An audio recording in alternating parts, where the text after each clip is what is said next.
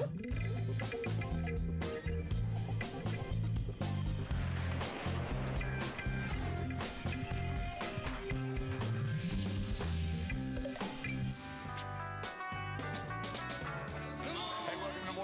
live from Washington. Quite a weekend, and quite a show today. We have on set with us Pat Buchanan and Jonathan Capehart, and I don't think there's an ounce of malice in what Harry Reid said. What is he saying? He's saying Barack Obama is an outstanding candidate, A, because his mom is white, he's biracial, and he's more Harvard than Harlem. And that is, quite frankly, a political insight that is absolutely correct. No,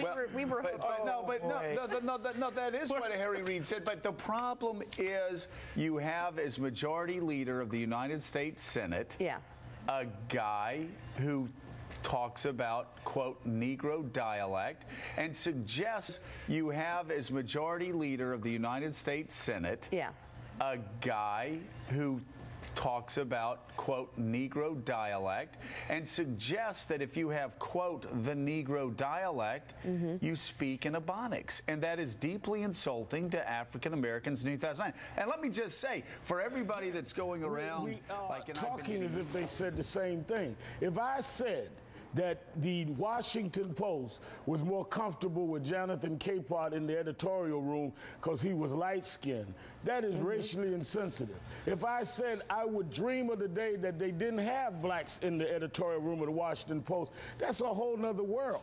Trent Lott was musing on how America would have been a better place if a Dixiecrat candidate had won. That's not talking about the advantage of light skin versus dark skin in the mind of voters. He wasn't even talking about Jonathan Capehart, final word to you, and then your soul brother number one, Pat Buchanan. Oh my God! Let me bring my healing touch to this. Come on, Pat. There we go. So, Jonathan, go ahead. Do you understand my point? I understand your point, and I understand Caddy's point.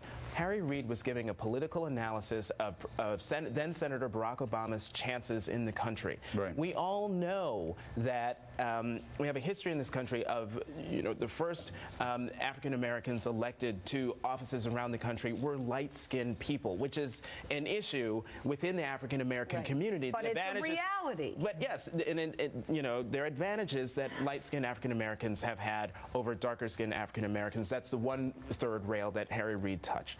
Then he talks about, the fact that there are people in the country who might not take to an African-American, Negro candidate who speaks in a way that might be, say, off-putting to a majority of the country.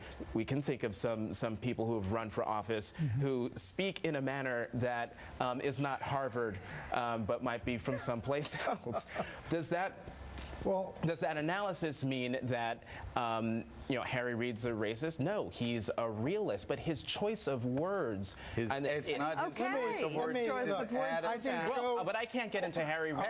Pat, do me a favor. Right. Keep it in the middle of the road, my man. Come on, go. No, I think your term, I don't think attitude is right. I think mindset's exactly right. Harry Reid is a pre-1950. That language is pre-1950. But when you see what he's trying to say, to my mind, what he's trying to say is the very fact that he's got a white mother and a black father and he's sort of post-racial. That makes him a stronger candidate, and that he is, quite frankly, and he speaks Harvard. He's a tremendous orator, and he doesn't speak the way, excuse me, Jesse Jackson speaks from a podium with the well, you're talking about Martin Luther King. The cadence. Look, I heard King. I was up there.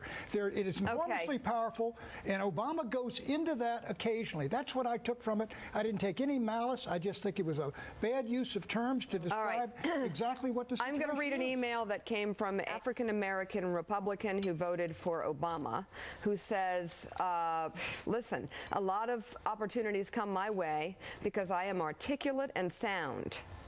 It's too bad he said what he said, but he spoke the truth. If Barack talked like Al Sharpton, he would not be president. Exactly right. Yeah. We all know that. Oh, so Al Sharpton.